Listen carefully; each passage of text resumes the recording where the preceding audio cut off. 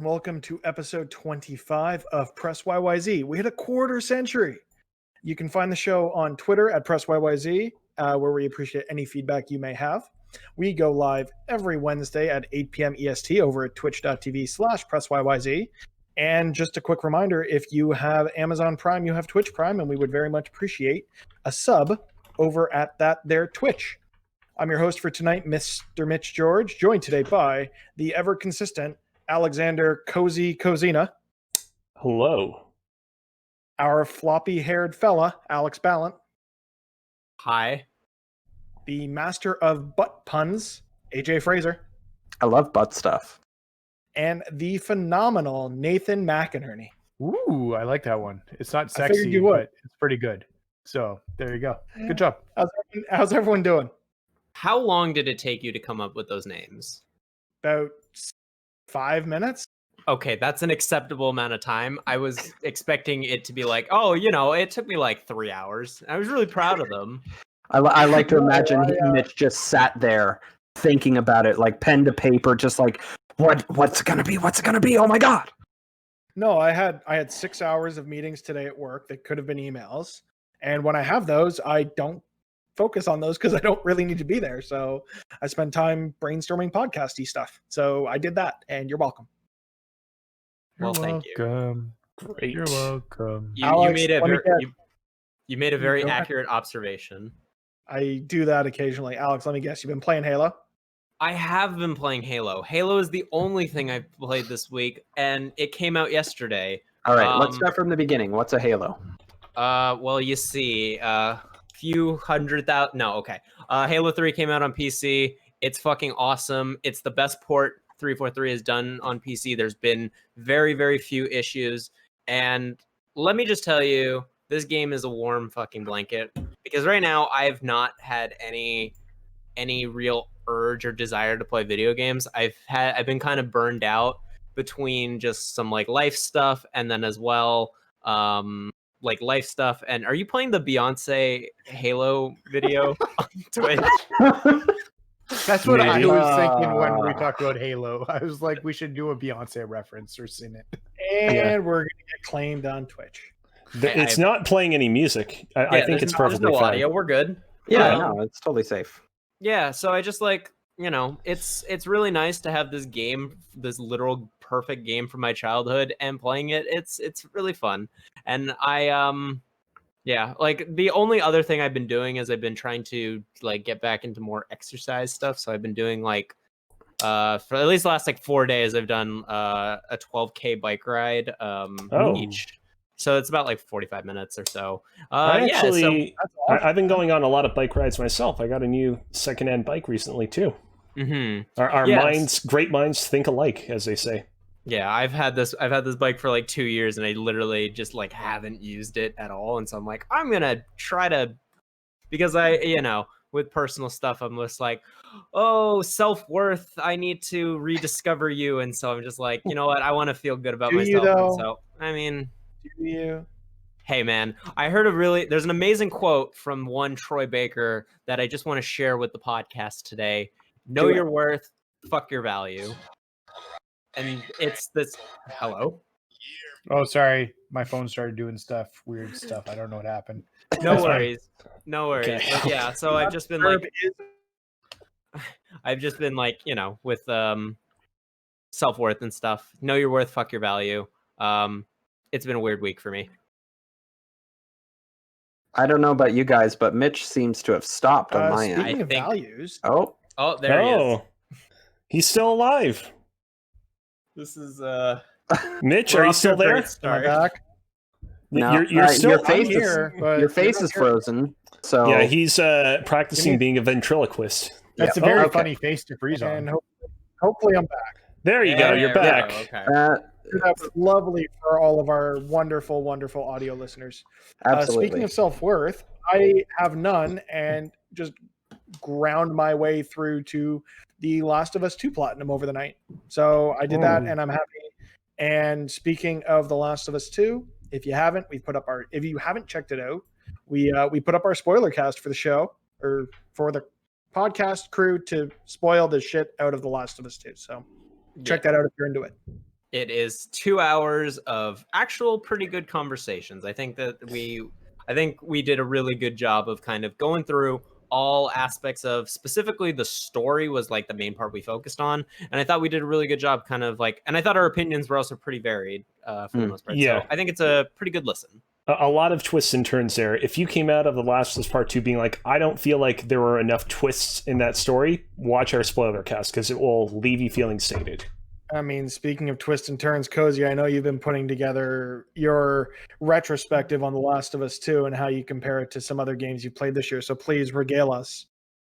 I mean, yeah. So, like, on Twitter earlier today, I'm like, hey, I just recently, totally coincidentally, managed to beat God of War 2018. It was one of those things I did not intend to play and beat both those games at exactly the same time. It just worked out that way, and really enjoyed God of War 2018. I think it's a really solid game. I would say at the end of the day, though, I kind of have to put it in equal regard to The Last of Us Part 2. I think The Last of Us Part 2, as they talked about in the spoiler cast, is a game that I think has really, really high highs and some really low lows. I think that God of War 2018 is more consistently high, but I think that both of them are hurt by how long they are. I think The Last of Us Part 2 has a decent bit of filler in it here and there that just didn't need to be in the game, that I feel pads it out needlessly.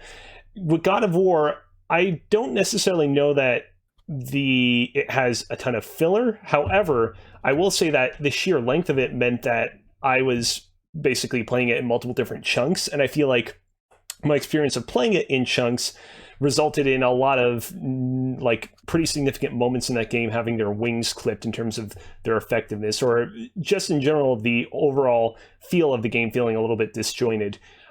There's a certain character that you encounter very early on in God of War 2018. I'm going to remain very spoiler light here, called the Stranger. You have a big fight with the Stranger, and then the game goes a really, really long time until you have your next encounter with the Stranger. And this was intentional on the part of Cory Barlog and the company. They wanted to make it so that when you would encounter the Stranger next, you would be filled with like intrigue and mystery of like, it's been a while since I last saw him. But because of the way I played it, because of how long of a game it was that much longer until I finally saw him again. And when I finally saw him again, I'm like, well, at this point, I feel like I'm pretty frustrated and tired out. That's just one example of the way in which I feel like God of War's sheer length worked against it.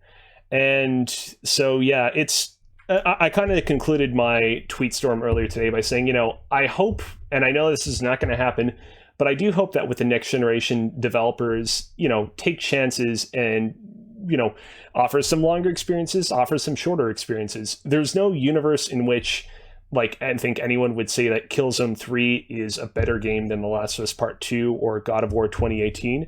But honestly, in this weird way, I kind of, sort of, maybe, possibly, slightly enjoyed the experience of going through Killzone 3's narrative way back when I played it many years ago, because I was able to experience the entirety of it in like a day and a half. And I can't say that about a lot of modern games.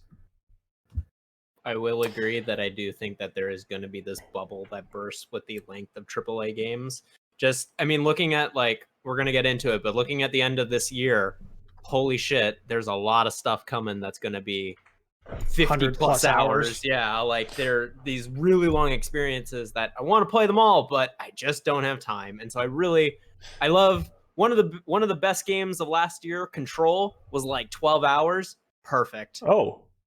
I feel like I should probably go check out Control now. Control is fantastic, and I highly recommend it. It's worth checking out.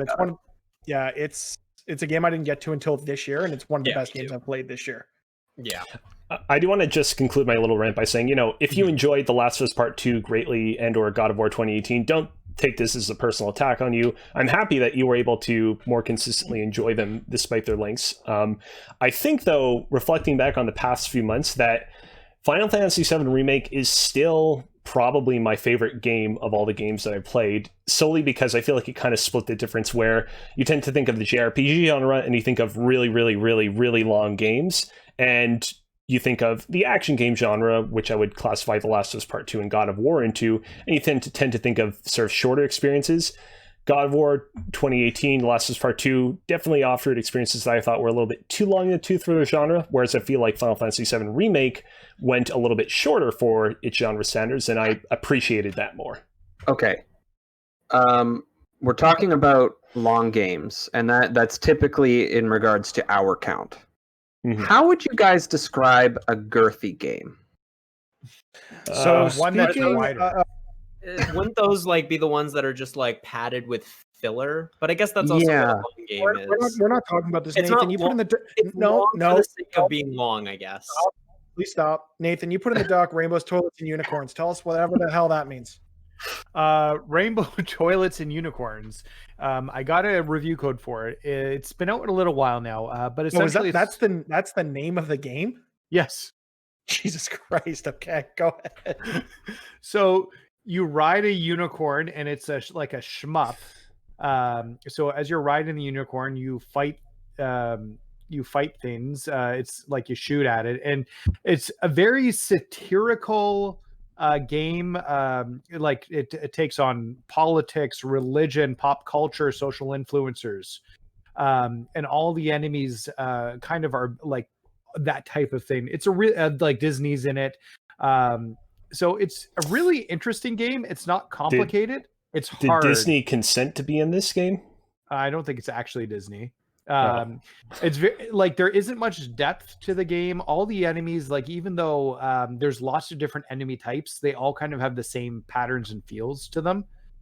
So they don't like really feel different from level to level, but it's really hard because it's one hit and you're dead. So you yeah, it's not the easiest game to play. Once you start playing, you power up a bit, and once you're powered up, it gets a lot easier, and you can mow through the regular guys till you get to the bosses. Just an interesting game, and I enjoyed the satirical look on politics and all the different avenues it took. Cool, and we can check that out at ps4blog.net. I'm assuming now, soon, eventually. I'm writing it tonight, so I've Writing written it tonight. out. I just got to post it. So Cool. Speaking of games for review, Nathan, we had a conversation and you hooked me up with your editor over at ps4blog.net, and I've actually started writing reviews there too. yep. So I actually reviewed a couple games for the site. One is live, one should be live soon. Both from the same developer. They're a couple of single developer team, a couple of smaller arcade experiences. The first one where the review is up is a game called Singled Out on the Switch, which is actually pretty neat. It's sort of like given three characteristics, try to pick the bad guy out of the crowd, essentially. And fun little arcade experience. And it gets pretty challenging into the upper levels. And the second game, which I actually enjoyed quite a bit, or roughly about the same, was a game called Ghost Grab 3000, which is another sort of twin stick arcadey type experience, but you're trying to like chain together a bunch of ghosts and stuff. It's fun little stuff, and to see it come out of a single dev is pretty cool. Nothing more to really say on that. AJ, you want to talk Stadia stuff, so talk about some Stadia stuff. I didn't watch that fucking garbage. I was playing a game that was in that fucking garbage. So That's true. I did do that. Orcs Must Die 3 is a video game, and it's out on Stadia now. If you have Pro, you can claim it, and it gets added to your library. I played a little bit of it today, and think of it like Gears of War's Horde mode, where you can you build traps and enemies come in. Tower defense like sort of game. Alex, you have a question? Continue, and then once you're like sort of done, I have a question about just Stadia in general for you. Sure. They're at the point I'm at in Orcs Must Die 3. There isn't too much going on. It's literally, hey, you've got a few traps here. I've unlocked a few more that slow the enemies down, and there's newer enemies that come up as the waves get increasingly more difficult. But yeah, it seems like a fairly a fairly good time waster. I'd be interested if you guys still have your Stadia Pro subscriptions somehow to play to do a little multiplayer like we did on Cozy Stream once with the zombie game. But I mean, I wouldn't mind playing on my channel, but you'd have to get Stadia subscribe Pro. To Stadia. AJ, Or you can just buy the game and you have it on your Google account forever. Would you say that this is a girthy experience? Yeah. I honestly, I think I would. Like it's good, girthy, and good for short bursts. Can as well. we please stop referring to things as girthy? No. No, because Okay, it's just great. it's just the most accurate term that we have, and we don't have the capacity of words to be able to describe something better. I agree. Nathan, you have other stuff to talk about, right? That isn't what they're talking about. Sure, yeah. I hope. Please help. I reviewed another game, Superliminal. It comes from Pillow Castle Games. I believe I've got that right. But essentially, it's a Portal-esque game where you've got to solve puzzles in first person, and kind of all the focus is on the change of perspective. In the first level, and each level kind of has its own thing.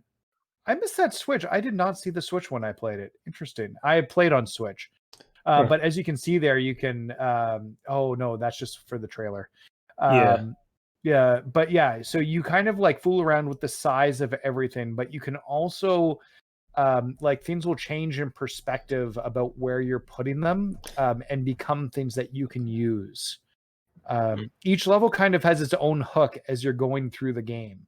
And it really messes around with perspective, and that's really a big thing. This trailer shows a lot of the puzzle answers, actually.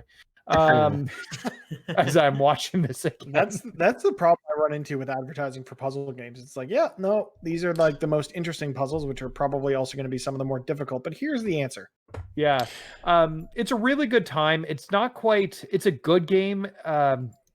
It doesn't quite hit greatness because I feel like there's like these 9 different separated stages. You continually wake up in a new version of the dream with new things you can do. But for whatever reason, you put aside the old things you could do. And when you you're putting them aside for all these new things, and nothing ever comes in conjunction of using them all together. So, and then there's like a voice in the back that telling you about the dream and not to go further in the dream. And then there's these tape recorders you can hit with this doctor that telling you to get out of the dream, like trying to help you get out of the dream, but it never quite hits Portal goodness. And that's what I was going to ask, if there's much in the way of story, because I feel like with Portal, the meat of the experience were the puzzles, but then the kind of icing on the cake, the thing that really made it a classic was the story on top of all that. Yeah, no, the story, like, it kind of falls flat at the end. Like, it's nice. It's got like this nice, but it's not anywhere. I was hoping for something a little more girthy story-wise into like the Portal aspects. We cannot make this a running joke, please, God, no. The more you use it, the more it'll happen. It just never effect. It never got there, so I don't know. It's good. It's a good game. It misses greatness. So, but I really like it, and it's a fun few hours. You can beat it in a city. And I know Cozy was just talking about he's starting to not like the longer games. So this is a much smaller experience that he might appreciate. What's the trophy list like? Or did you play I don't know. Switch? I played on Switch. Okay. It does have in-game achievements. So I was gonna say if it's a shorter game with a decent platinum, I'm sure Cozy would be all over that for stream. I'm sure looking at the achievements on the Switch, you could probably get to platinum pretty easy. This sounds like a really fun stream game, like the kind of game that I would play half of on one stream and the other half on the next. Yeah, it doesn't sound like a bad idea. Can I say something that I accomplished today, just for a second? Do it. Yeah, we sure. were talking about my accomplishments with platinums and stuff, but I put on pants with a zipper for the first time today in like 4 months. Oh my God! Congratulations! Right? I'm dressed up all swanky because we had to go out and we purchased our wedding bands for the wedding. Ooh. Except I think we're getting to the point. So for those who aren't aware, most of us are in Southern Ontario, and they're starting to lift restrictions around COVID-19 lockdowns, but it still doesn't look likely that we're going to be able to have our wedding in September the way we wanted to. So we're going through the motions right now of having to push everything out except for the ceremony. So not a great week, all things considered, but we're still doing our best to make the best of it. Still trying to remain excited for September, even though it doesn't mean having the party with y'all and with family and other friends that we were looking forward to. But we're hoping for next year. Our venue, oh my God, don't even get me started on our venue. They're like, oh, we'll give you a Saturday in the first 3 months of 2021. Otherwise, you have to wait until 2022. Oh, and we're not giving you your deposit back. So, yeah, fucked up. Yeah. But what isn't? Is that? Oh, Nope. okay, Go cool. Yeah, no, it sucks. And let's try not to end this on such a downer note. So let's go into the news for the week. Ah, shit. The first story I put in here is just what the fuck, Ubisoft. So we're going to go from bad to worse and talk a little bit about the 3 executives over at Ubisoft that have quit after misconduct allegations came out. The news coming via Jason Schreier over at Bloomberg. So over the weekend, there was an expose put out by a French newspaper that I believe is Libération.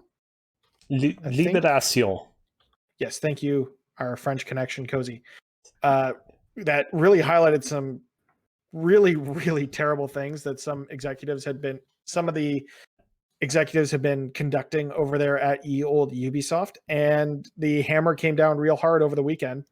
3 high-level executives have left, including Serge Hasque, the chief creative officer, who is responsible for shepherding all of Ubisoft's blockbuster franchises, including Assassin's Creed and Far Cry. Yannis Mallet, who is the managing director of all of Ubisoft's Canadian studios, as well as Cécile Cornet, the global head of HR.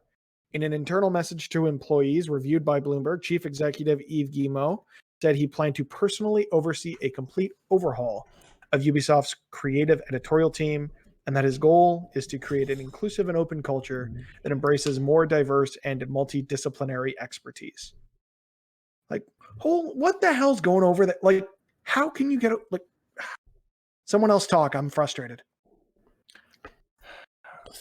We're going to see a very, very fundamentally different Ubisoft very soon. Yeah. It's a really good thing that these people are gone, but they also had such a like a couple of them had like such a high bar, or like they were very much in charge of the games that were getting made at Ubisoft. And now that they're gone, we might start seeing some really different stuff coming from them.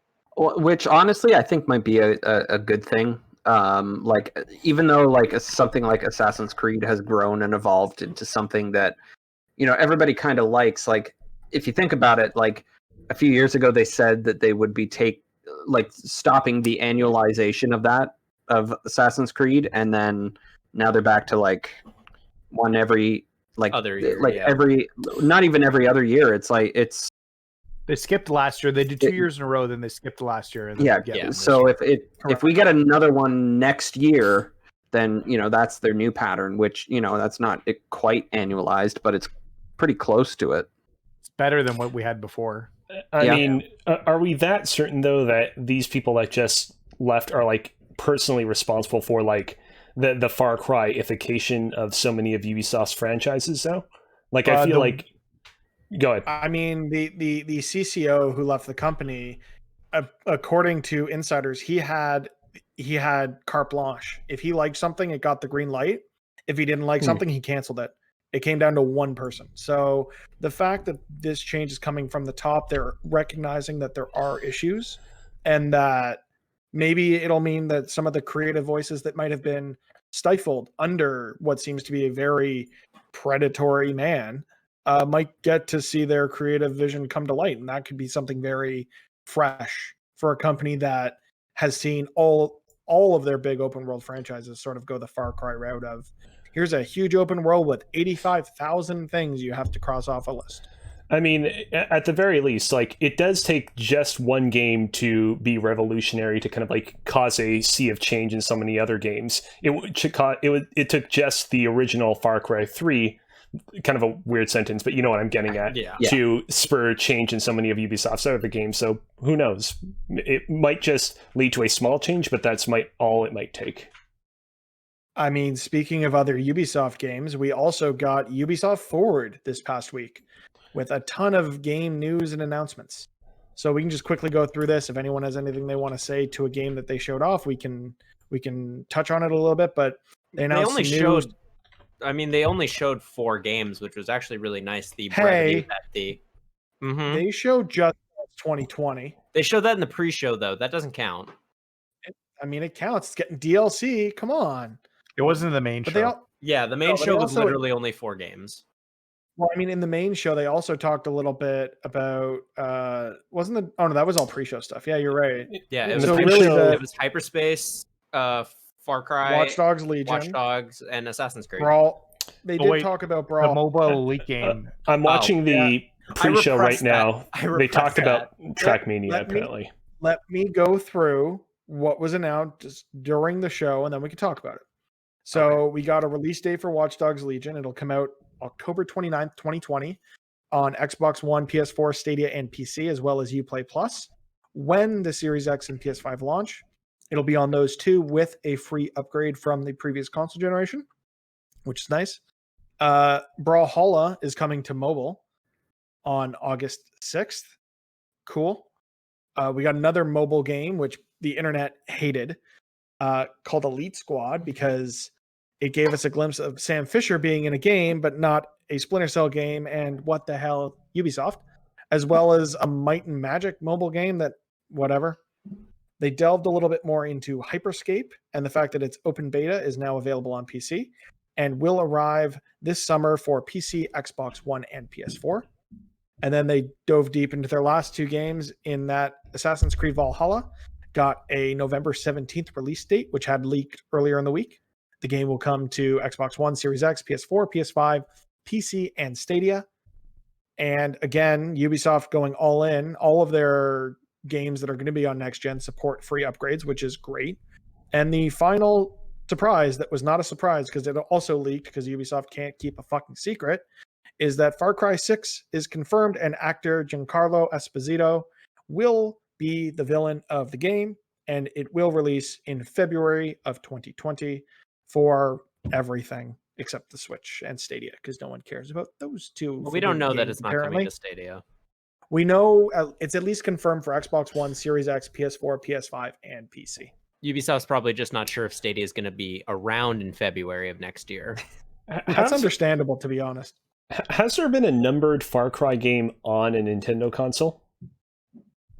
No, I don't think so. Far There were Oh, some yeah, no. spin-off games Yeah. on the Wii, Right. probably. Yeah. But that's probably it. I remember that one got into trouble because apparently the screenshots that they showed on the back of the Wii one were like not really genuine to what the Wii could do graphically. It just I don't know if sounds you like guys the remember Wii that. in general. I Yeah. gotta say, Uh, like this Forward show was pretty. I really liked it. Like, I mean, yes, there were no surprises in it, and one of the big surprises was leaked. But just the presentation and the like, just they showed the games, and then they had the developers, and maybe I might be a little hypocritical in the way that I just bashed EA, but at least they showed the games first, though. They didn't have the developers show up for 15 minutes and then show a trailer. They actually did like really intense deep dives on each of the games that they showed, except for Far Cry, but that's just because they didn't have any Far Cry. But they say Far Cry for the end. Like, Far Cry was supposed to It be was just the last thing. reveal. It was the intro cinematic and a trailer, right? Nothing. Yeah, there was nothing no too gameplay revolutionary yet. out of Far Cry. They've Yeah. announced the next. Well, they said that they're going to have another Ubisoft Forward. Mhm. So I I think think we'll see Far Cry 3 playing. Then I'm kind of mixed on the Ubisoft show. Like, I thought it was fine, but I thought we almost spent too much time on each of the games and too much time. Like, I guess it's nice to hear from the developers, but like when you look at the PlayStation conference, you had a good fast clip on everything that was going by, and we'll see how meaty the next show is, but it almost could have felt like they could have combined them. Yeah, that's So, true. It would depend on what they're holding for the next show, right? Like Yeah, those and we need assets to may see not that. be ready. They can't like let's say the next show is going to be in October. Just I think it'll be in throwing August, a month out honestly. there. Like, I think I think they got to give a little more time between them. But yeah, let's say it's in the lead up to the launch of Far Cry Legion, which I was very glad we got a release date of 2020. But let's say they do something leading up to that. There's not going to be a lot more they can show about a game like that. And for their games that are later in the year, Assassin's Creed has already gotten some pretty intense, in-depth preview. And then it'll be Far Cry stuff, which probably wasn't ready to go now and will be for whenever the subsequent show is. So I think they're going to have something else to blow us out of the water, or at least surprise us when it comes to the next show, when it leaks 3 days before the actual presentation. But I need to. Yeah, there were some notable games missing from this, like Beyond Good and Evil 2, like Skull and Bones, which apparently has been just completely rebooted, as well as Gods and Monsters as well. That roller derby game that they showed a little while ago, like I think it was last year they showed it. Like there were some very substantial things that they're very clearly missing from Ubisoft. So that's why I was thinking that another show could be sooner than like October, was because they had like they could potentially be like, this is like, we know what their year is looking like between Watch Dogs and Assassin's Creed, which is still crazy that they're releasing those two games, how similar they are, so close together. I digress. We could then see then Far Cry like 2 months after. Yeah, like we could potentially see like these are going to be some of the smaller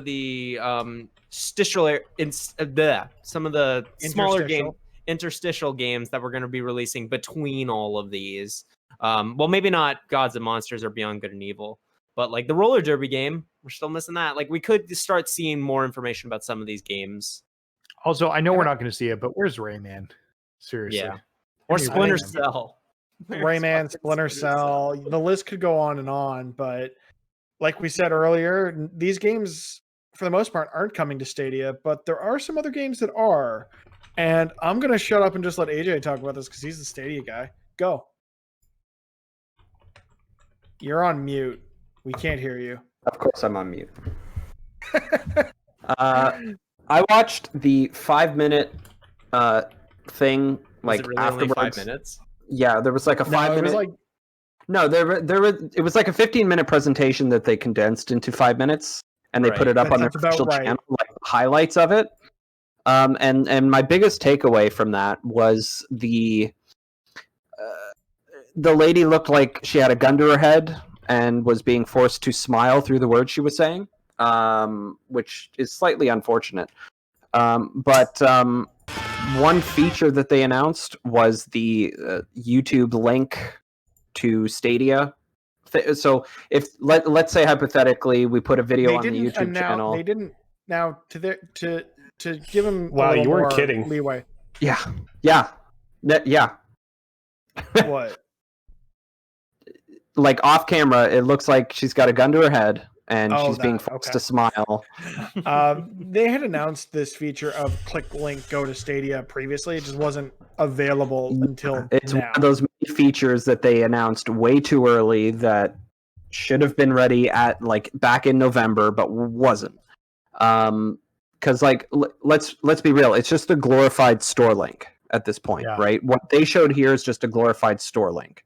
Now, other features like oh hey, you're watching a YouTube video and you can pick up a save directly from this spot or something like that. You know, that's still like to come in the future, right? But like that was also promised. But I mean, like I said, this is just a glorified store link at this point, and that's how I got to the claim page for Orcs Must Die 3 is through the link in the description of the video.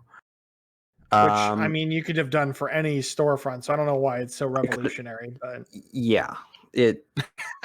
But you don't have to download the game. You can play it right away. Honestly, if you have Stadia, and if you have Stadia Pro, and if you have a Stadia controller, otherwise it's just you don't need a controller. You can use mouse and keyboard. No one wants to do that. You can Bluetooth your PS4 controller to your phone or to your laptop if you Can want. we? Not if you're using an iPhone. Let's Can we quickly go stop through the talking? games. Okay, I was let's just gonna say we can fine. quickly go through the games they announced and then move on. Okay. So newly announced games only on Stadia. Outcasters first, or I don't know if it's first party, but it's coming from Splash Damage. It's an online multiplayer game that looks cute, I guess. Whatever. Like we've talked about, Orcs Must Die 3 available on Stadia on Pro for free now. Whatever. Super Bomberman R Online, which is the Bomberman game that came out at the launch of Switch, but with the Battle Royale mode. Great. One Hand Clapping, which I might actually give Google money to play this game because it actually looked pretty neat. It's a 2D puzzle platformer where you sing into your headset to solve puzzles. So Carmen will love me singing that. We're getting Looks like NBA. it's coming to other things though. Yeah, but it's in early access right now on Stadia, and it's that thing of Okay. if it's going to cost me $2 or whatever it is to get into it. I remember how much it was, like $4. I don't remember Canadian. But if I can do that, hit a button and then just play it, it's kind of convenient, especially if it's something that, I don't know. We'll see. Fair enough. 2K21's coming. Great. Dead by Daylight with cross-play and cross-progression with Switch and PC. Cross-play for everybody, but cross-progression specifically on Switch and PC. All right, another game we've seen other places coming to Stadia. More PUBG. What was interesting is seeing all 3 Hitmans coming to Stadia. One being available now, 2 available September 1st, and Hitman 3 available in January. You were going to say something? No. I was just like, is that interesting? The fact that it is for the 3 people that play Stadia games. But like one of the games is not out yet. One of the games is not coming out. That's already out on other places, and then you're basically just playing the first Hitman. Somehow they fucked it up. Someone's going to be excited for that. Okay. Serious Sam 4 is coming in August. I've never played Serious Sam, so I don't care. Outriders, not to be confused with Outcasters, is coming. It's a new co-op RPG from Square Enix. It's coming everywhere, but it's also coming to Outriders next year. WWE 2K Battlegrounds, which only Nathan cares about, is coming. A PGA Tour game. And another Game of the Year candidate from 2019 is coming to Stadia in fall 2020, and that is From Software's Sekiro Shadows Die Twice. It's a great game, Google. but why it's a great game you could have played everywhere else. Yeah, I can't. Speaking of samurai games, who of you here are going to be playing Ghost of Tsushima? I am getting it day 1. I pre-ordered it today. I'm not. So it looks like it's just me and Mitch. No extra money for it right now. I'll play it later when it's cheaper.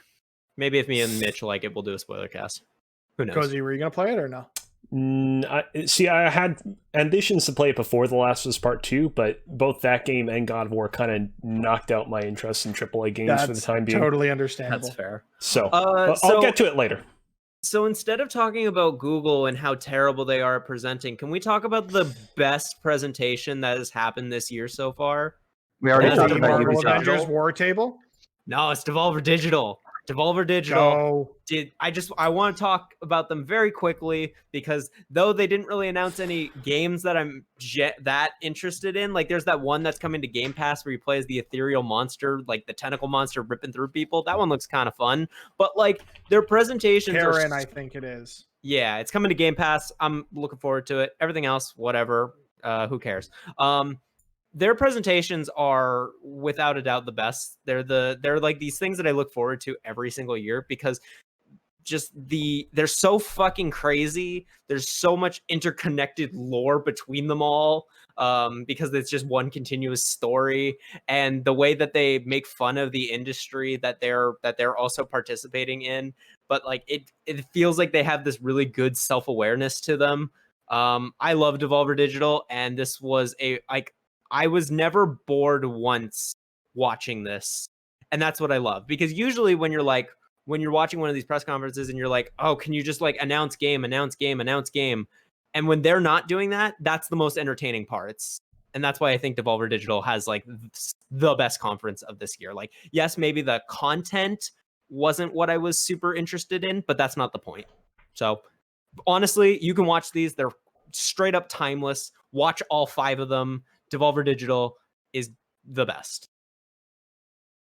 That's speaking of presentations that may or may not contain content, We've got some more news on Marvel's Avengers. I'm hosting this week. You guys can't stop me.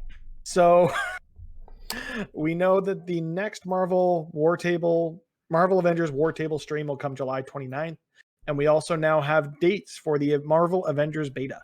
The weekend of August 7th, PlayStation pre-orders will have access to the beta. The weekend of the 14th, they'll add Xbox and PC pre-order beta to that, and the PlayStation beta becomes open to all. And the weekend of August 21st, it will be an open beta across all 3 platforms. So my question for you guys is, who's playing this with me? Not me. I mean, I already have made it clear. I'm going to take the plunge. I want to be there on the ground beta. floor for one of these. The beta. I want to be in that all 3 weekends, just absorbing all of it. I'll try a beta. When does the beta start? It's 3 weekends in August. If you pre-order it, you get 3 weekends. If you don't pre-order it, you get 2 on PlayStation. If you don't pre-order it, you get 1 weekend on Xbox and PC. Okay, I'm undecided, but feel free to remind me because I'm more inclined to say yes than no at the moment. I'll try 1 weekend for the beta. If by one chance that there's a actual Halo beta around the same time, I'll be playing the Halo instead. Yeah, you're not getting that. We're playing Avengers, baby. Okay. Halo will have a beta, but I will also be playing the Avengers one. I think with that, we can wrap up the news and jump straight into It's Raining Deals. So we've got a couple. We've got the games coming to Xbox Game Pass for the month. So on Xbox One, you've got Mountain Blade Warband. On PC, you've got Golf with Your Friends. And then the rest of these are available for both. You've got Forager, Carrion, which was talked about from the Devolver presentation, Grounded, Nowhere Prophet, The Tourist, and Yakuza Kiwami 2. Because those are words. I should try that game. They actually are. Yeah, just not ones I can pronounce very well. Okay. Second deal of the day is coming to us via Lego, in that they have announced a Nintendo Entertainment System Lego set.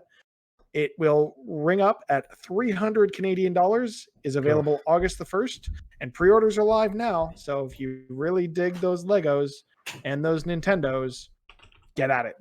So I love Lego. I've got a 6,000 piece Hogwarts castle upstairs that took me 2 weeks to build. But I don't know, $300 for 2,000 pieces of Lego. That's a lot. But it's got a TV as well. And if you put the Mario from the Mario Lego set on top of it, it makes noise and stuff. No. It functions.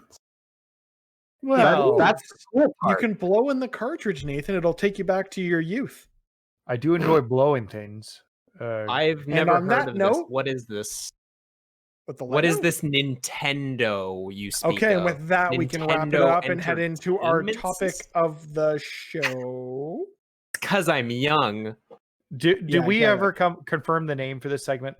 No. Do any of you guys have a better name for this? Otherwise, I'm going to just go with mine for now, and we can change it when we revisit this. I changed the name at one point, and you changed it back. Full of dick puns and jokes and stuff. Full of dick. I mean, I think that we predict the rest of 2020 in games is fine. Okay, the Press YYZ profits. But we already have Press YYZ in the show title. Oh, wait, I had one more good one. What was the other good one? Did it involve girth? I hope not. But everything we do should involve girth at this point. I mean, it already does. You're hosting with me, so. Did you just own yourself there? Oh, yeah. Yeah. I'm into those. Self-deprecating humor. It's the only reason I'm getting through 2020. Oh, wait, here it is. Year-end prognosis. Sounds doctory. But it's not always going to be year-end. We might do other types of predictory things. All right. I just like the word prognosis. We're not... Yeah, whatever. So we're going to get into a new topic of the show, and we're calling it We Predict. And what we're going to do is we're going to run through the rest of the major games that are coming out between now and the end of 2020. And we're going to predict how they're going to review. And we're going to predict if they're going to get delayed. And by the end of this, the rules will change and everyone will be mad at Mitch. Great. I'm into it. So we'll take some time. We'll talk about each game if we're excited for it, if we're not, like if it's something that's on our radar, and then we'll get into some predictions. So if we want to start chronologically, The game coming out next, I thought we could talk about first, is Destroy All Humans, the remake coming to us. Anyone at all interested in this? Oh, me. Yeah? Love Why is Destroy All that? Humans. I played it on PS2 when it came out. It's probably why people enjoyed SpongeBob or wanted to play SpongeBob, because they played it before. I don't think it's going to be a particularly compelling game. I expect it to be just like SpongeBob was, like a much prettier remake of the identical game. It's not going to score high. I think it'll be in 6 or 7s. Yeah, I fully agree. I played GOG a few weeks ago. I played the demo that they released, which was basically the first mission of the game, and it is literally the same game. Like there's very, very minor tweaks to like flying, and that was it. Like the game feels identical to the one that I played on the Xbox. So I expect it's probably going to be like a 7. Like I think it's a good game, but it is also, still a game from 2005. Destroy All Humans is one of those games I would always see when I would go to like a random friend's house or cousin's house. I'd be like, "Oh, you're here." I don't have much to say. Everyone just recognized that little alien thing. Back in the day, it was definitely the rental game for sure. I was not necessarily when you buy. I was sold on buying it when I found out you could anal probe people. I was like, this is the game. Okay, so the way we're going to do this is I'm going to round robin it. So the person going first will change each time, just so no one has an unfair advantage. If you think a game is going to get delayed, tell me so. I'll put in a 0. And if it gets delayed, you'll get points. If it doesn't get delayed, you get nothing, because the way it's going to score is based on the OpenCritic score on December 31st, 2020. Whoever is within 10 points, you'll get 10 points if you're right on the nose. For every point you're off, you'll lose 1 point. So if you're off by more than 10 points, you get no points. So wait, are we spending New Year's Eve going over this? That's what I'm doing. You guys can do whatever you want. Oh, I just thought we'd go over it on a podcast. Oh, we could do that too if you want to. Yeah, if we want to spend New Year's Eve together, we can do that. Start at like 10:30 and then just go right to midnight. Mm-hmm. Okay. We're gonna go alphabetical, at least to start. So AJ, I'm gonna need your prediction on how you think Destroy All Humans is gonna score on OpenCritic. Okay, given what we know of the game already and what I've seen of like the trailer and everything like that, it doesn't look like much has changed. So in today's world, I think I'm gonna probably have to give it like a 75. Okay. Mr. Ballant, what do you think? I'm gonna. Oh, also you can use this if you want to say the same number. You can say the same number. I think the 70 range is probably where it's gonna land. I think it'll be probably lower than a 7.5. I think it's gonna be like a 7.3. 7.3. Okay, Cozy, what are you thinking? I'm gonna go 7.2. I'm not being very creative here, but it's my honest answer. I can buck the trend at least. I think it's not going to get any higher than a 70 on Metacritic. I don't think it's or OpenCritic. I don't think it's going to live up to what people remember of it. Nostalgia is a fickle bitch. Nathan, I'm gonna go with the 69 because anal probes. Yeah. You know what? This game's not going to review super well. SpongeBob was all over the place with the reviews. This is not the same exact company porting over, but it's all THQ Nordic, and they're overseeing it. So I expect that it's probably going to be less than 69. But I think 69 is a nice number that we can round this out to, a nice round number. All right. Nice girthy number. So no one thinks it's going to get delayed. It's going to hit that July 28th release close. date. Yeah, it's 100% coming out. I played it. No question with that one. Here's a game that may still get delayed. We don't know. And that's a game coming out August 7th. And that's Fast and Furious Crossroads. Probably needs. So what do we think about Fast and Furious Crossroads, guys?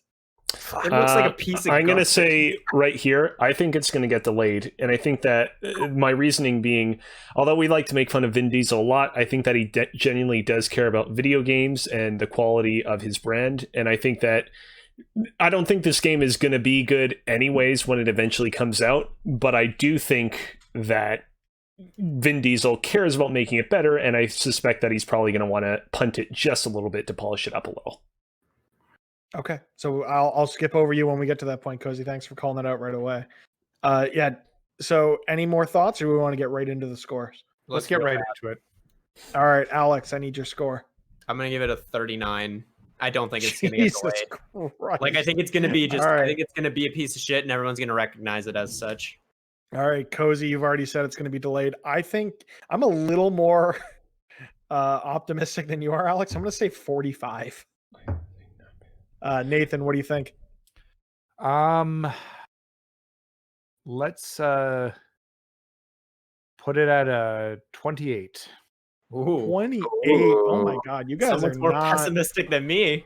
Well, I mean, Cozy said 0 because it's going to get delayed. So I mean, Yeah, but that was a different reason, though. Yeah, I guess. My wife and I. So hold on.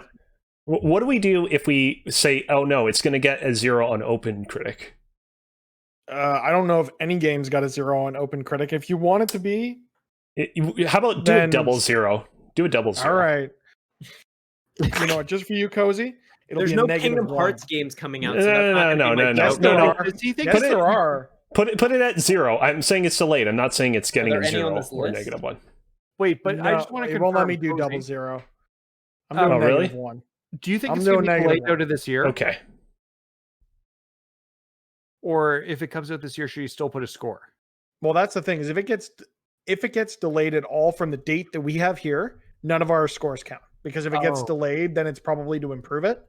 So if it goes from August to like November or December, 1, they're trying to bury it, so it's probably not going to be very good. But 2, if any delay is happening to these dates that we have in here, then Cozy's the only one who gets a point. Okay. Gotcha. And he gets 10 points for predicting the delay. Okay, and just for clarification, what happens to the TBA games? TBA, you cannot predict delay. If they don't come out this year, then we just skip them. Got it. Okay, AJ, I need your score on Fast and Furious Crossroads. Let's give it let's just give it a right down the middle. 50. 50. Ooh. Okay. That's what we're going to do. Next up on August the 18th of 2020, we have Microsoft Flight Simulator making its long-awaited return. Anyone at all who doesn't have Game Pass, or even if they do have Game Pass, I guess, because it's a flight sim, is anyone at all looking forward to this in this group, or is it something we're all just sort of like, yep, that's a game? I'm looking forward to the idea of it. The idea of it, okay. Why is that? Go ahead, Alex. Oh, I'm interested in it in just the sense that it's using Azure to help load a lot of the cities and stuff, because like it's using that computing power along with your own personal computer to help make this a realistic, detailed world. And I think that's really interesting technology. It's what they were trying to do with Crackdown 3. Yeah, is this the promise of Crackdown 3 realized? Yeah, and I feel like with this game, it feels way more appropriate to do that, and I'll be really interested to see how well it works. I mean, even if they are able to do that, it's still just a flight sim at the end of the day. So let's just start putting some scores on it. Cozy, we're starting off with you this time. What kind of score do you think flight sim is going to get? 80. Solid 80. Solid 80. Okay, we're getting into the good games, I guess. I'm not as optimistic as you on this because ultimately at the end of the day, it's still just going to be another flight sim. So I'm going to say 77. Nathan, what are you thinking? So the flight sims from Microsoft have typically reviewed very well. And I know when I used to work at Radio Shack and they come out yearly, I'd have people buying them yearly and they were really in depth. I actually think we're going way too low on this. I think it's going to be a 93. 93. Yeah, it's not even.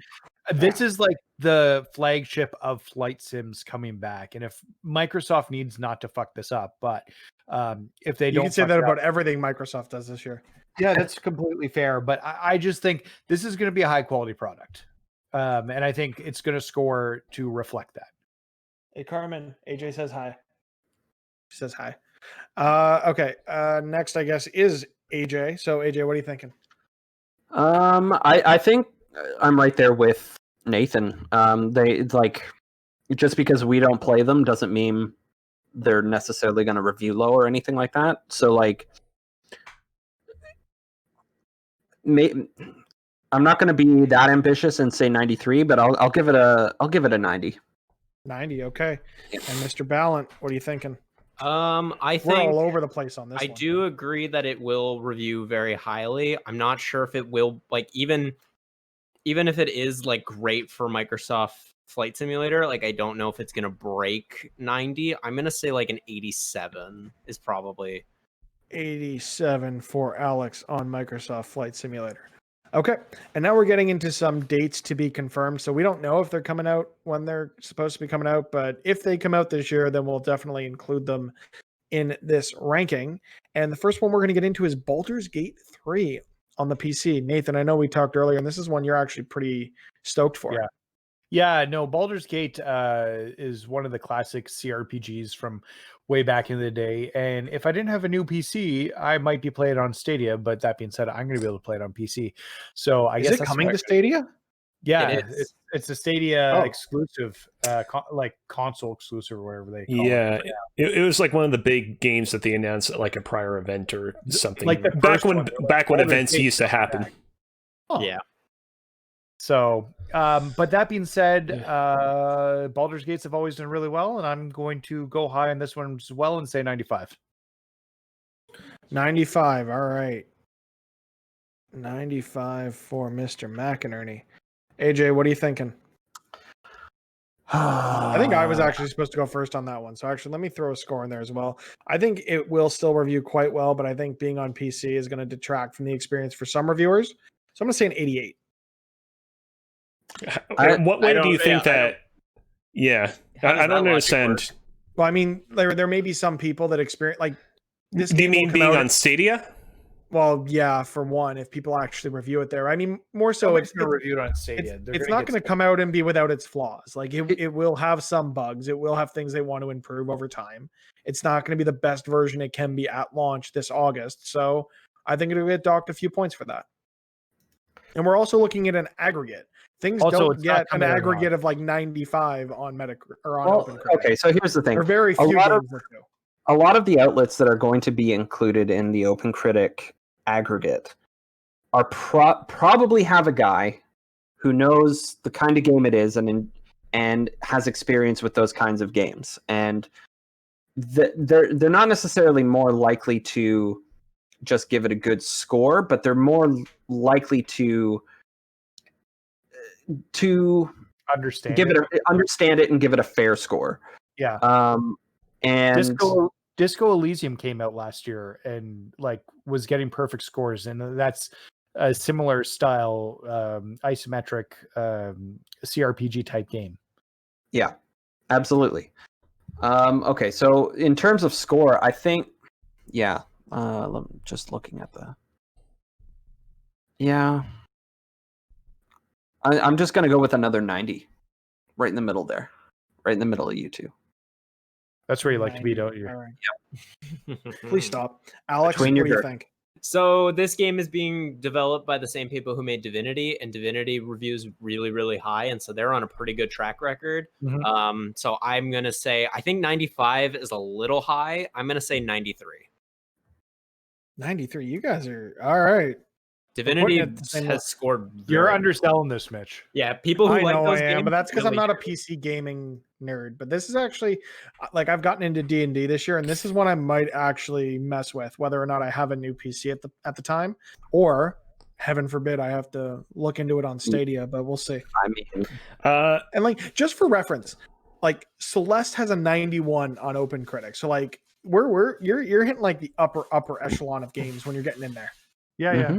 This is going to All be right. the upper echelon of games. You're Okay. correct. all right, and for me, I'm going to go 94 because that's what Divinity Original Sin 2 got on OpenCritic. All right. So I guess we can move on to the next game that's still to be confirmed for August 2020, and that's Surgeon Simulator 2. Do I go first this time? Or You did we do, unless someone has anything they want to say about this game, or we can just get into it. So I can say something. Surgeon for it. Simulator, I reviewed the first one. And at first I thought it was terrible. And then I realized that it's supposed to be terrible, kind of like Octodad, and it's supposed to control terribly. And then I had a lot of fun with it. So I'm looking forward to this one. That being said, it's not going to review super well. It's going to be like a 70. I would say put it at a 73 for me. 73 for you. All right. Then AJ, what are you thinking? Yeah, Surgeon Simulator 2. like I played a bit of the first one, and kind of enjoyed what it was doing, but to kind of like the game has to be like blow you out of the water and do some crazy new things, like frog fractions level new things, for it to get any higher than I'm gonna say 75. Ooh, that's 75. Yeah, All that right. feels too high. That's a good Alex, score, to be clear. Alex, you think it's too high? What are you thinking? So I do agree with AJ in the sense that I think they need to do something new. It doesn't like it looks like because we actually saw Surgeon Simulator 2 at the Ubisoft conference. It was in the pre-show. We did. Yeah, it was weird. They're doing like this whole like co-op thing and like this building your own like environments and you can play bowling and stuff. I don't think that's gonna be enough. I feel like it's gonna kind of fall flat. I'm gonna honestly say like a 68. That's a score. Cozy, what are you thinking? I'm gonna go with a solid 70. Solid 70. And I'm kind of in the same boat as you, Alex. Like they're doing interesting stuff, but that game is built to be janky and it's not going to jive with a lot of people. So I'm actually going to be right there with you at a 68. Ooh. Okay. Moving on to what I would call the biggest title that we're getting this fall. And that Are is you sure? Because I'm Yes. announcing right here and right now that it's getting delayed. Ooh, I like Okay. I like Okay. Well, what is currently scheduled for September 4th, 2020 is Marvel's Avengers. Cozy, why? Why are you doing this to me?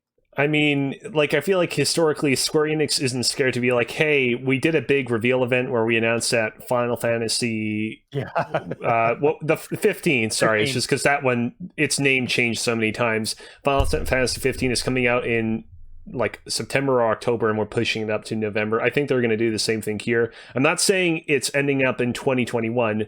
I'm just saying that it's going to get delayed. Okay, we talk about this game a lot. Does anyone want to say anything, or we want to just get to the scores? I agree with the delay, so delay me as well. Who is we? I AJ, it's supposed to be you first, but two people have already gone. So AJ, what are you thinking? That's fine. I think it could be delayed, but I think I'm gonna gamble on this one. And I think when it comes out, I think the best we can hope for is a 75. Ow. that feels Okay. too high. Wow, that's higher than the best I thought it was going to be. That Yeah. feels, yeah. I'm going to say, like, I'm super jazzed for it, and I still don't think it's going to review that well. But go ahead, Alex. I do think that this is going to come out because though I just can't see them delaying it to November because it's like they had to delay it to they delayed it and then Cyberpunk delayed and then Cyberpunk then delayed again and I just don't see them being like trying to go up against Cyberpunk. I just Here's don't the thing. see it happening. We're doing 3 betas, right? You said Mhm. 3 beta Well, weekends? it's Yeah. one beta over the course of 3 weekends. Yes. If there's problems with that, they're going to pull it back. Like There's going to be problems with it. I definitely see that there will be problems with it because I honestly think that this is going to be like I think that this is going to be like an Anthem type thing. I don't think Oh, it's not think gonna be Anthem's that closest bad. comparable. I Oh, like comparing it to Destiny or Anthem. I think it's going to fall closer to Anthem than Destiny, and Destiny still had a lot of problems at launch. But Yeah. I'm going to say that this is going to probably get like honestly, I'm going to say a 65. 65. Okay. Still higher Cozy, than you that. said it's going to be delayed. Nathan, you've said it's going to be delayed. can I change my score? No. Yes, let him change it. All right. What are you changing it to? I totally forgot about the betas, and I think Be that's going back to in a reveal second. that a lot of people don't really aren't really going to like the game for what it is. So I'm going to say delay. Motherfucker. And just Mitch is scoring it in 100. No. I just don't I'm see them realistic, playing and I do want to win this game. So, but I'm not even as optimistic as Alex. I think it comes out to a 60. Yeah, I was Okay. going to say if I scored it, I'd say 55. But But you think it's going to get delayed? I think they're going to push it a few months because I think the beta is going to be bad. Okay, if the beta is that bad, I could see them pushing it to early next year. I don't think they'd push it into what is already a packed fall. No, I think it'd go next year. I think they'd Yeah. let it sit out over Christmas. Okay. Moving on to our second big release of September the 4th, 2020. We've got the remake of Tony Hawk's Pro Skater 1 and 2. Actually, Hell this is the only release of September 4th because Avengers is getting delayed. It's coming out. It's not going to be great at launch, and they're going to make it better over time. All right, we all know what we're getting with Tony Hawk, so let's just get right into it. Ballant, what do you think we're getting here? So this is being done by the same people who did Spyro, right? No, Yeah. it's Crash. No, it's Crash and Crash Team Racing. Okay. Well, 'Cause those it was, yeah. those games were very, very well received. And I expect that these will also be very well received, not just because of the studio, but also because I think like there's a very certain type of nostalgia that's going to come into play here where it's going to be like a positive nostalgia. I'm going to say that this is probably going to get like an 84. Oh, wow. Okay. Yeah, so I think just in terms of clarifying the situation, I think it was Vicarious Visions did the Crash remakes, and then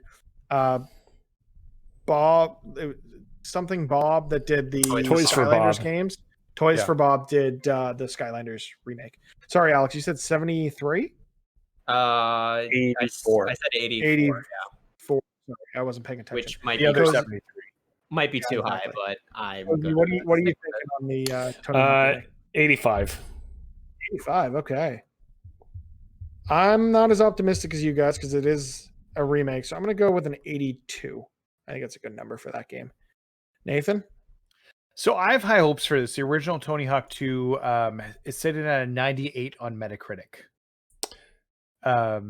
And they're going to, it looks like they are using a lot of the original engine to bring this game back to life. I actually think this is going to do well. I'm going to put it a 91. I think this is going to be really good. They've shown that they can do a really good remake with Crash, although Crash is a terrible game just in general, but they remade it well. And I expect the same thing here. So they're actually going to get a chance to remake a good game. So I mean, they also remade Crash Team Racing. That game is phenomenal, except for when they threw microtransactions in after launch, which I expect them to do with Tony Hawk as well. AJ, how do you think Tony Hawk's going to score in the fall? Let's go with, let's say 87. 87. Okay. Mhm. 87. And with that, we can move on to our next game coming out the following week. On September the 8th, we're getting Kingdoms of Amalur Re-Reckoning. can I just say I love the names that THQ Nordic's using for a lot of these remakes. Oh, yeah. They're insane, and I'm here for it. Like, be as bad as you want pun wise. Like, it's so interesting. Anyways, I just Red wanted Faction Remastered. to Anybody? remastered. And was SpongeBob the rehydrated Rehydrated. edition? Yeah. All right, Cozy, how do you think Kingdoms of Amalur Re-Reckoning is going to score on on OpenCritic? Sorry. I played Kingdoms of Amalur Reckoning way back in the day, shortly after it came out. I didn't love it. I appreciated what a lot of people also appreciated at the time about the game, which is that it was a role-playing game that had a lot of God of War sensibilities to its combat. At the end of the day, though, I just couldn't get into the high fantasy aspect of it, and I found its inventory system to be kind of unwieldy. I think that it's going to review well. I'm going to put my score down as a solid 80. The thing is that I feel like it's not going to do as well, perhaps, as it did back in the day, or perhaps as it could today, just because I feel like the idea of a role-playing game that has God of War sensibilities is kind of a thing that you see an awful lot in the genre nowadays. And so I think that instead of focusing on that, people are just going to focus on the ways in which it's dated. Yeah, that's understandable. And I think it's a game getting a second life that maybe not a lot of people played originally. And I think the revival of that is going to factor into a bit of the Metacritic. And I think it's actually going to be just a little bit higher than what you thought at an 81. Mm-hmm. And what do you think Kingdoms of Amalur is going to get? I'm actually going to go with the 78. I'm in line with what Cozy's saying on this one. My question is, like, when you go back and play PS3 games, they don't feel as great as they do now because obviously everything's changed. The engines are getting better, and it depends how much of a straight for straight remake this is. versus like quality of life stuff. So I'm curious, but I think it's going to fall in the 78 range for it. All right, AJ, what are you thinking? I think I'm going to be a little optimistic here and go with let's put it around an 83. 83. Yeah. All right, and Alex Ballant, what are you saying? I've never played this game, but I do think that it's probably going to be. I agree with Cozy that it's probably going to be less than what it scored originally. I'm going to say like a 79. Yeah, I feel like this game actually has like some sort of secret cult following that we don't know about that is going to right. And like over the years since its original release, it's kind of picked up steam and people recognize it for how great it's supposed to be. So hopefully they get it right with this. And but do you think that's going to reflect in the reviews or in the sales of the game? Like it might sell pretty well, but I think that could reflect well in the reviews of the game because I don't know reasons. I mean, AJ got one of these, and I think I'm going to do the same. I'm going to take my mulligan here, and I actually think it's going to score a lot lower than what I originally said. I'm actually going to go into 76. Okay. Next game we've got is coming out September the 18th, and that is WWE 2K Battlegrounds. Nathan, tell us about WWE 2K Battlegrounds. Well, we're not getting WWE 2K21 this year because 2020 or 2K20 was a dumpster fire in like the worst possible ways. All those in some of the best possible ways because it creates some really great GIFs and memes. So that was great. So instead, we're getting an arcadey wrestling game, which I could be here for. That being said, I'm not 100% I am because I don't think the art style is great. I think some of the stuff, it looks like they're going fantastical and like really out there with like moves. There's like a lot of like just weird stuff going on. But I think I'm hoping it's going to be okay. So I'm actually going to put this at a 68. 68. Okay. AJ Fraser, what are we thinking about WWE 2K Battlegrounds? Well, just because in the past they've had, the odd, oh, hey, this is actually pretty decent here, here and there just come up. I don't see this, especially after last year. I don't see this happening yet. So I'm gonna go with 59. 59 for Mr. AJ. Mr. Ballant, what are we thinking? I'm gonna be in a similar boat. I just think 2K has, like, even though this is gonna be more arcadey, I think it just doesn't seem like they give a shit about the WWE license. So I feel like that this is gonna be like a 55.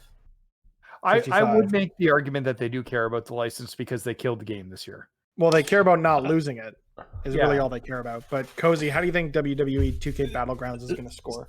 So like I want to say, it's going to get like a 17 or something ridiculous like that. But like even the most critical of video game critics don't score video games that low on average. So I'm going to say 45. It has to be a mess to get that bad. Yeah. I feel like 45 is like the absolute like lowest that something like that could go. It's going to be a mess. It's going to be a 35. Wow. Yeah, it's going to be bad. It's going to be an absolute dumpster fire. It's not going to play. Things are going to be broken. The things they're going to try to implement aren't going to work, and it's not going to be a fun game. I don't know. I think you guys are underselling a little bit, but we'll see. September is not that far away. No, it's not. So we'll see what we get when this game comes out September 25th, and that's the definitive edition of Mafia. Is anyone interested in this? Nope. Is it coming to like Game Pass or something? Probably. I feel like I saw that somewhere. I don't know. Because if it is, that's where I'll play it. I probably wouldn't buy it. That's just me though. I don't know. Mafia has always been like a franchise that I've been like kind of interested in, but like if I was gonna play a game like that, I'd rather just play Grand Theft Auto. Like there's just nothing besides maybe the setting that would pull me towards it. All right, let's just score the thing. Nathan, what are you thinking? 69. 69. AJ? I think the Mafia games actually, my memory of them is a little better than that. So I'm gonna say probably 78. 78. Alex. I think it will probably be like a 73. I think that like people will. The first one is remembered probably the most fondly, but it's still gonna kind of show its age, especially compared to open world games now. You know what? Cozy? I'm going to go out on a limb here. I'm going to give it a solid 80. I think people were really surprised when they saw the first screenshots of this and saw how good it looked. I think it might take people by surprise. Yeah, I think I'm going to come in fairly average because it is still an old game coming out again. I'm going to say it's a 75. All right. Next on October the 2nd, we're getting into the first of the October titles, which October is going to be a month. The first game we've got on October the 2nd is Crash Bandicoot 4. It's About Time. Okay. AJ, what do you think it's going to score? I mean, Crash is revered pretty well, pretty fondly. People seem to like it for what it is, even the critics, but fuck, I think it depends. Oh my god, it depends on what the hell Activision decides to do with this game out of the box. Are they going to do the same thing that they did with Crash Team Racing? I don't know. I think I feel safest putting it around 73. Wow. Okay. You think it's going to be like that? Yeah. We'll see. Alex Ballant. I think Crash is in good hands with the studio that has it. Like I think they know, like they understand what Crash is, and I think just They're the off... they're the team from the Spyro trilogy. Just for fuck. clarification's sake. I still think. I mean, I'm playing through the Spyro trilogy, or played through the first one right now, or I'm playing through it right now, and I still think that they understand what makes a good sort of game like that. I'm gonna say a 76. 76. Cozy. 81. Stole my goddamn number. Sorry. Nathan? I don't know if I've taken time yet today to talk about how terrible Crash Bandicoot games are just in general. Oh, you've brought it up more than once. Yeah. I think they're just poorly designed and bad games. For some reason, I was looking at the Metacritic scores, and people are stupid. So because I want to win the game, try and win this game. I'm just going to go with 75. All right. Next game that is also coming out on October 2nd. It's the one I'll be playing that day, and that's Star Wars Squadrons. This game looks like it's going to be so much fun. It looks like it's going to be pretty like close to what we would expect out of like a legitimate flight sim out of the Star Wars universe. And I like that idea. Lots of fun bells and whistles that you're going to get if you're a Star Wars fan. That being said, not everyone is. So, Alex, what do you think this is going to score at? I think it's going to do decent, but I think just because of the genre of game, like it's not, I can't see it going any higher than like a 75. 75. I think the people who like it are going to really like it, but I think everyone else is going to be lukewarm about it. Cozy, what are you thinking on Star Wars Squadrons? I think the quality of this one is going to be somewhat determinant on the quality of its single-player campaign. I think that the base game that we've seen looks like it's going to be pretty competent, but I can see people knocking it down a few pegs if its story is basically just version 2.0 of the Battlefront 2 story. I'm going to say 78. 78. So it's interesting you bring up the story because this game is coming out. It's not a full price game, which is quite nice. That being said, this one's getting delayed. This one is not coming out this year. I think that there's just not been enough time put into this, and they're going to come out and realize that it doesn't play the way they want people want it to play, and it's not going to come out. I want it to, but I don't think it's coming out this year. We've never seen a Star Wars game from EA get delayed. Like as soon as they announced it, even when it should have been.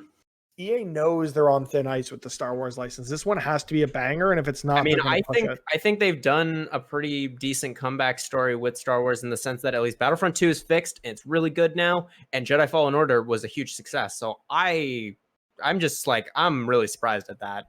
Fallen Order Yeah. got pushed several times though, right?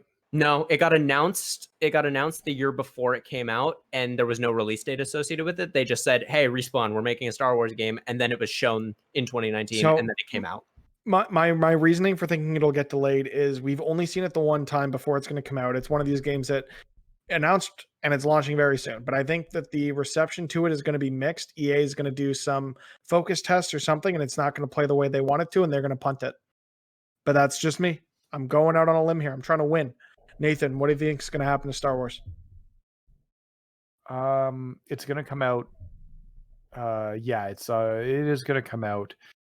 I think it's going to. It's not a full price game. Yeah, just say 75. I think the fact that it's a smaller price experience is going to help the score. That being said, I hope it comes out this year. I just don't think it will. AJ, what do you think? I'm kind of with Nathan in that it being a cheaper game is potentially going to help the score there, value added and everything. But just like, does the price of the games ever influence the review of it? Sometimes. Should. So the price won't influence the review of the game. Usually, in the sense that a lot of times the games are provided with codes and whatnot, and if they have to go buy them themselves, you're probably more likely to get a hey, was this worth the money that I spent? And so I think the majority of critics, we have to give them credit that they can determine that, hey, listen, 60, 70 US dollars, that's what all the critics say because it's all US based. $90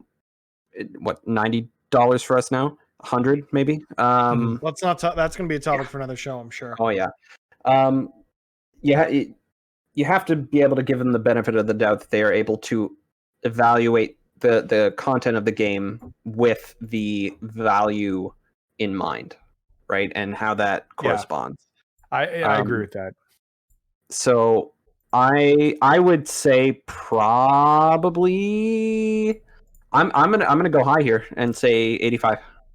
Oh wow. 85. Okay. All right. Let's get into our next title. October the 9th, we'll see the release of Dirt 5. Ooh. Anyone other than Nathan excited for Dirt 5? So Cool. Cozy. Okay. No, go ahead, Nathan. I was just gonna say I reviewed Dirt 4. Dirt's made by the series is made by Codemasters, and they do nothing but put excellent racing games out in the marketplace. It's going to do very well. What did you give Dirt 4? A 90. I think I'd have to go and look it up. Okay.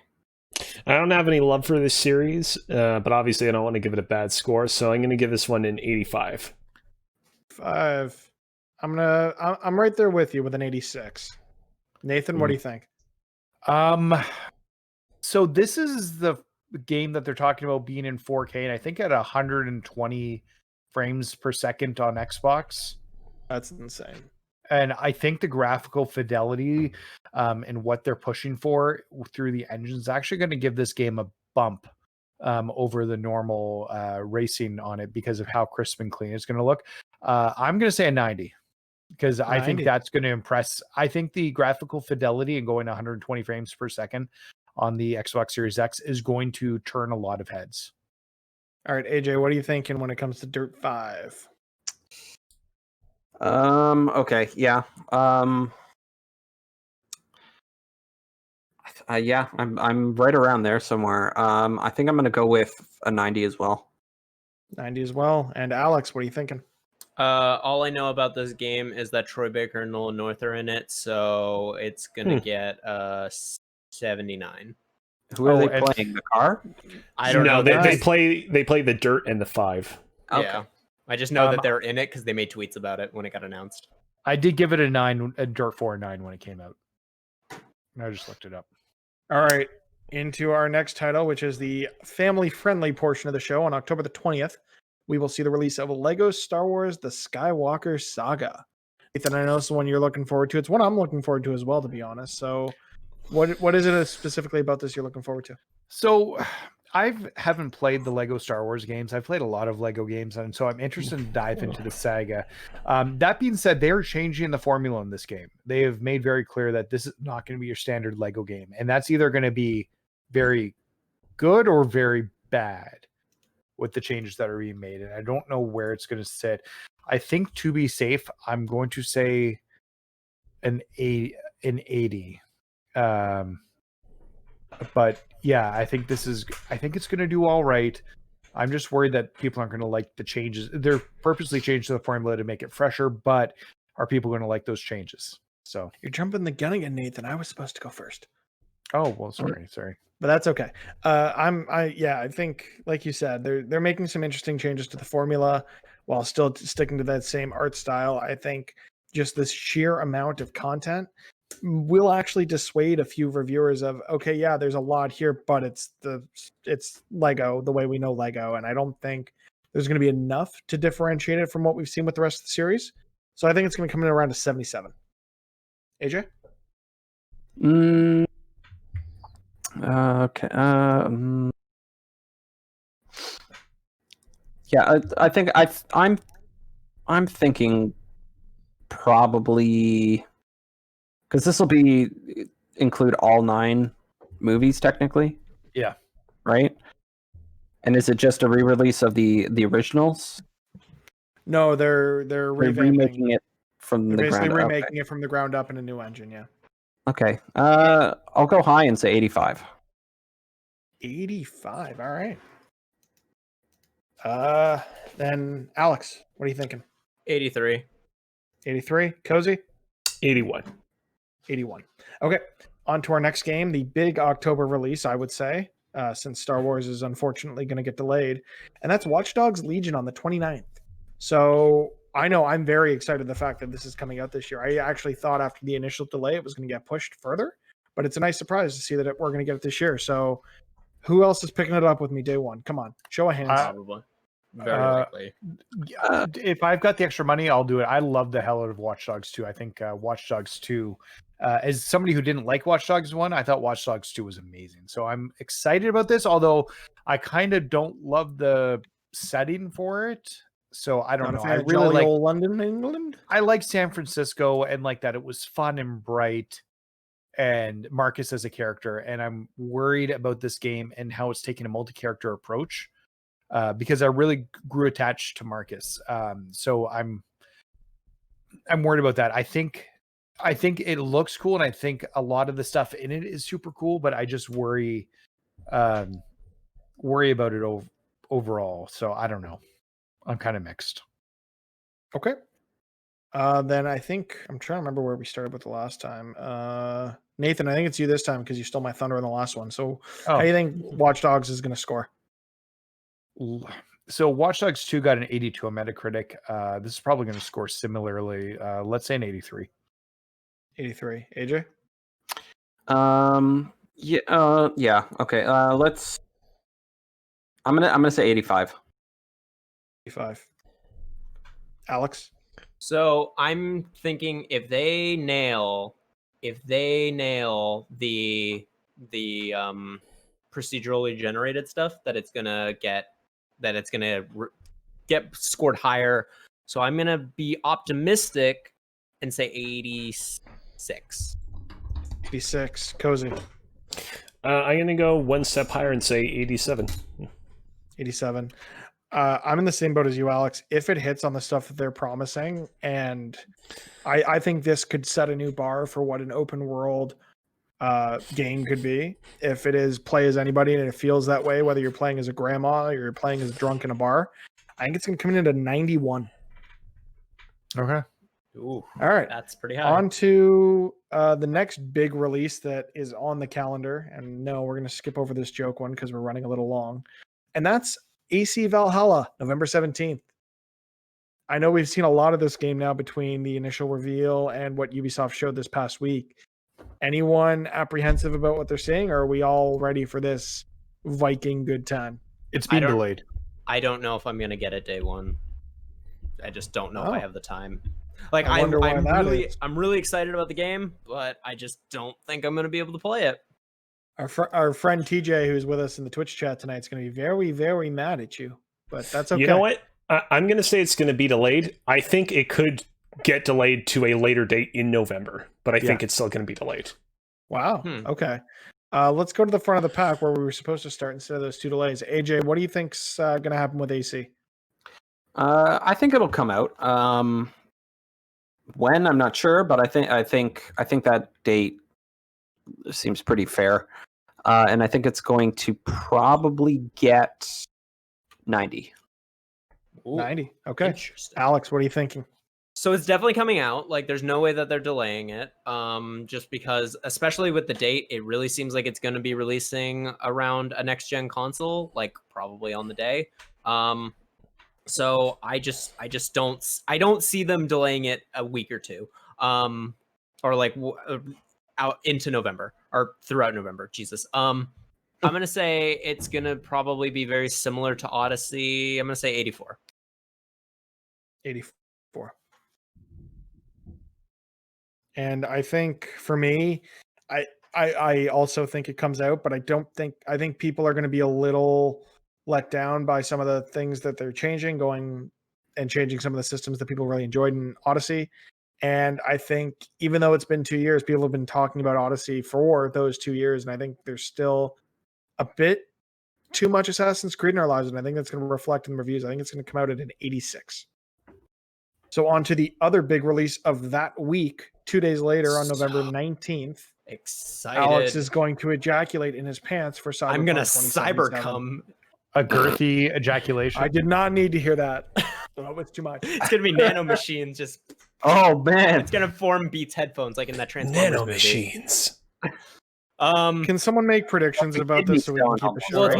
Well, it's my turn to do the prediction. All right, it landed perfectly yeah. on me. It's like the game knows. Cyberpunk is going to review hella good. It's CD Projekt Red has this really great track record, and I think they are nailing from the first hands impressions that people have had with this game. I think they're nailing what they're setting out for. I think it's going to be a 94. I'm a little biased, 94? I know. Okay, Cozy, what do you? Oh, just a little bit. Excuse me, Cozy, what are you thinking on Cyberpunks? I think it's going to get an 89. I think there are going to be your share of people that are going to be 89. a little bit surprised that it's more in the vein of games like Deus Ex and is Grand Theft Auto, but its quality will be undeniable. Yeah, I think I'm going to be right around there with you. I think it's going to be 91. Nathan, what are we thinking on EC or on Cyberpunk? Let's just give it a flat 90. Flat 90. And AJ, what are you thinking? 92. I'm surprised no one said it was going to be delayed. They've I delayed was it tempted. enough at this point. I think this has got to be a console launch. The It fact has that to they be. delayed it out of September made me very wary about thinking it could get delayed again. I'm very surprised that we only said 4 games could possibly get delayed on this entire list. The only games we thought might get delayed is Cozy thought Fast and Furious. 3 of us thought Avengers is going to get delayed. Star Wars, I said, is going to get delayed, which I'm kind of regretting at this point, but it's written, so it's fine. And a couple people thought Valhalla is going to get pushed. But now we're going to get into what the fuck is that? Okay, What? well, that's Airborne going away. Kingdom? No, not that. Can we skip Airborne Kingdom? Yeah. Wait, Honorable mention for Airborne Kingdom. But, did I you know just see Girth 5 just now? Or Girth 4, whatever it was? Yeah. And this one too. No, don't get rid of that one. No. It's gone. Now we're getting into the fun part of the show. These are games that don't have release dates. that I don't know. can I come think out you this killed year. the fun part of the show. To keep us in line.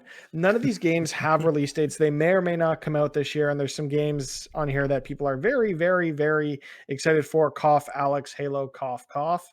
I don't know. So what let's just you're get into it. talking And the first one we've got here is Axiom Verge 2. How do we think Axiom Verge is going to review? And we'll start with Cozy. I didn't love the original Axiom Verge. I thought it was too hard up front. 83. Sorry to everybody that liked that game. Uh, no disrespect. Just No. Yeah, I think it's going to come out and they're going like I think they're going to have improved on some of those things, like the difficulty curve up front, and I think it's going to surprise a lot of people. I think it's going to come out and review better than the first one. I'm going to say an 87. Nathan, So I had it. It was my game of the year 2015. I had it a month before launch for review, and I got 95% of everything done in that game without any guides or any help available in that game. I don't understand it being too hard, personally, because I didn't have any guides or anything for it, and I just obsessed about the game and finding the secrets and finding everything. Like I literally couldn't stop thinking about Axiom Verge.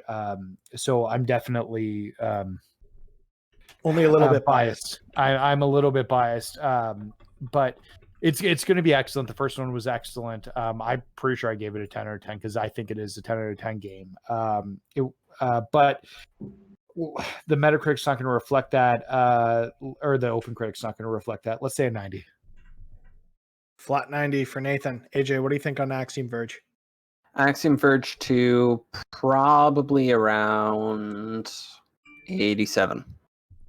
God damn, it's stealing my numbers. I see how it is. Yep. Ballant, what are we thinking? I haven't said a game has been delayed yet, so this is not coming out this year. Well, I have no reason what I was to going say to say is none of these have a confirmed date, so we're not going to fault you if you put in like we're not going to guess if any of these are going to get delayed or not. We're scoring them assuming they're coming this year, and if they don't, then no one gets anything. But no delays on these games that don't have dates. All right, fine. Then I'll say 86. I don't know. Sure. Okay. On to the next one, which has been stuck in everyone's heads, and that's Bug Snacks. Talking about them bug snacks. I don't really know what this is going to be. 78. Put it down. Damn. All right. Even though you weren't going first, that's fine. We're putting it down for 78. I'm going to be around there. I'm going to say it's going to come in a little lower because it's going to be fine, but it's going to have some jank like Octodad. It's going to be 74. Nathan? Yeah, I think it's likely going to be like a really mixed game. Like everybody's talking about Bug Snacks. It's a meme, and don't get me wrong, it was my game of show from Sony's show. But I think all this stuff is actually going to carry it and give it a slightly better score because of what it's doing. So I'm going to say an 85. I'm going to be a little optimistic. 85. Wow. Okay. AJ, what are you thinking on them Bug Snacks? Oh, considering I went strawberry picking on the weekend, and Which has nothing to do with video games. it has a lot to do with Bug Snacks. It does. There's talking moving strawberries. strawberries with eyes. Yeah. That's going to influence me a little bit here. I think I'm going to put it somewhere around 80. 80 it is. Alex, what are you thinking? I think it's not going to be as jank as Octodad, but I think I'm going to say 69. 69. All right, into the next You are one. what you Big eat. game coming from Bethesda. Bethesda's only real big game at the end of this year, which is kind of surprising for them. Well, they released their one other game at the beginning of the year. They usually do 2 games a year. Yeah. Guys, What? stop messing Why? with my spreadsheet. Okay, Deathloop. Deathloop's going to come out this year, probably at the launch of consoles, at least for the PlayStation, because it's exclusive there. You guys are just the worst. Goes in my first one, this last one. So I wanted to try something new, and you're taking a joke from the beginning of the show and running it into the ground as hard as you motherfuckingly can. Deathloop's going to score at a 91. It's going to be really, really good. Nathan? Yeah, Deathloop's going to be excellent. Yeah, we should put it at 93. Wow. AJ? I'm just going to go solid 90. A 90. Alex? I'm very excited about Deathloop. It's one of my most anticipated games of this year. That's not called Cyberpunk or Halo. I Or think we'll get there. just to reflect, based off of Dishonored 2 and Prey, I think it's going to be an 86.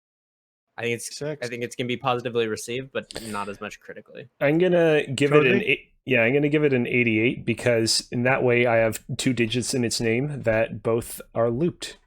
Ooh, I like Ooh. Turn them that. sideways and they're infinite. Exactly. All right. Next game is coming to us from the folks over at Harmonix. It's one I'm very much looking forward to, and I'm probably the only one on the show. And that's Fuser, the DJ game. Anyone else excited for this but me? I literally not just you to go Googled it first, right it's Nate. now.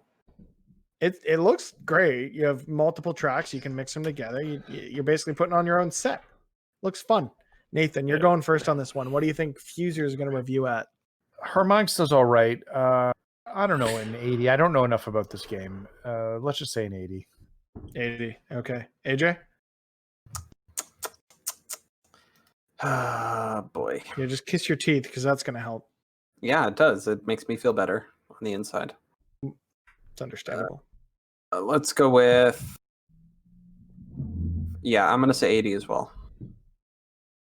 Okay. Alex? I think people are not gonna. I think it's gonna be too gimmicky, and people are not gonna like it. I'm gonna say a 71. 71. Okay. Cozy? I'm gonna say 82. Whatever. 82. Whatever. I like it. Yeah, I think it's going to be a bit of a mixed bag as well. I think it'll come out to a 77. All right. The next one we've got is coming to us from the folks over at Gearbox, and I've talked about them enough on the show to piss them off. And that's Godfall. AJ, have you seen enough of this game to give it a number, or are you just pulling a number out of your butt? I'm probably just going to be pulling a number out of my butt. Who makes it again? Gearbox. Gearbox is publishing it. I don't know who is. I'm pretty sure they're developing as well, but I can. I'll look it up for just Okay, you can just ramble. It's Counterplay Games who haven't made anything besides The Duelist. This is getting a solid 6.5 for me. All right, Cozy's just jumping the gun and giving it a 6.5. That's fine. Yeah. What do you think? Yeah, if you're not making shots, you're standing still. I'm going to give this one my 69. You're 69, Alex. Yeah. 59. 59. I think this is gonna be the worst launch title. I don't like the thing is if it doesn't come out and it's broken, people aren't going to review bomb it to that extent. I think let's go 67 for the Leafs because I'm sad and hockey's coming back soon and it better not be 67 much longer. Nathan. So I think you guys are sleeping on Godfall. The footage that was shown at the PC show, people were actually really impressed with it. It's a launch title. Launch titles on new systems typically review better than they should because they're the only games available to play on those systems. I'm going to say an 85. The trailer had wub-wubs for no reason. That game does not involve wub-wubs in the slightest. Okay, but that doesn't affect the quality of the game. Doesn't need any wub-wubs. Yeah, but if it markets that way and the game comes out and it's not that, like if they're trying to capture some of the magic of Borderlands marketing, the game comes out and it's just looter shooter with sword. Looter slasher. So then I don't know. We'll see. What? Yeah. Halo Infinite, Alex. Can I? Okay, Halo Infinite. It needs to be. You can talk about it or. So it needs to be on par with other Halo games. No Halo game has ever reviewed badly. Even Halo 5 has like an 84 on Metacritic. Like they review well. Halo Infinite needs to be a 93. Like it needs to be a 90 or higher. It needs to be, but what will it be? I have enough faith in 343. It needs to be, but I don't. Okay, Cozy, do you have that much faith? Okay, so I went and I looked up online what Beyonce's favorite number is, and according to this article on capitalextra.com, her favorite number is 4. This is because her mom was born on January 4th, she was married on April 4th, her birthday is September 4th, and her husband's is December 4th. I think it would be a little bit cruel to give Halo Infinite a 4, so I'm going to say 84. 84. Okay. I'm in there with Alex. I think it has to be good. I don't think it comes out if it's not good, which isn't going to affect this because I actually think it might get delayed into next year. But I think if it comes out this year, it's going to come out to a resounding 87. I think it's fucking delayed. I swear to God. I think it's going to get delayed, but it's been 5 years. It's not getting delayed. I swear to God. I will make it so. What's going on with Mitch's? Mitch, Yeah. are you okay? Fuck He's you guys lagging. doing to me? I'm We're not not doing doing anything. It's Yeah. I All don't right, know guys. I'm very Guys, confused. come on now. It says 87. It says 87 in the form, but I can't figure out why it's not showing up on my screen. I don't. There, Oh, God it came. damn it! What I hate Then you it so what? much. Oh, it's white. is Change that the it? color. Yeah, Nathan, what are you going to score Halo? You guys are the worst. There we go. I don't know anything about Halo. I'm gonna say I don't think it's gonna do as well as everybody's hoping because I think it's been in development hell. 85. I mean, that's still pretty good. But AJ, what do you think Halo's going to score at? 87. Stop stealing my goddamn numbers. Okay, next we've got Outriders from Square Enix. I know nothing. Anyone about this game. want to? Yeah, neither do I. Do we want to just strike it? Because I literally just put it on there because it was on a bunch of lists. Sure, let's get to Spider-Man. All right, it's out. Spider-Man. Spider-Man going to be so good. Spider-Man going to be great. He's going to be greater. I hate you guys so much. Girthier. I forgot where we left off, so I'm gonna go first because I can, and I think Spider-Man being chill, what it please. is and reviewing the way, if it reviews anywhere near the way the original Spider-Man did, which I think it can, knowing the experience that it's going to tell, I think we're looking at another really good game, but it's not going to quite reach what it did. So again, it's probably going to come in around an 86. Nathan? Yeah, I was gonna say an 85. I think 85 fits. Spider-Man didn't score like some of the other titles that Sony's put out first party wise, even though it's excellent. I think this is going to be a bit of a rehash of the original, which is great because I love the original, and I'm looking forward to playing it. But I think that will be in people's minds. Yeah, I think we will get a bit of a review bump with it being a launch title, but then with it being a smaller experience, I think that they sort of weigh each other out in that respect. AJ, how do you think Spider-Man's going to score when it launches with the PS5 in the fall of 2020? 88. That's what I was going to do. Alex?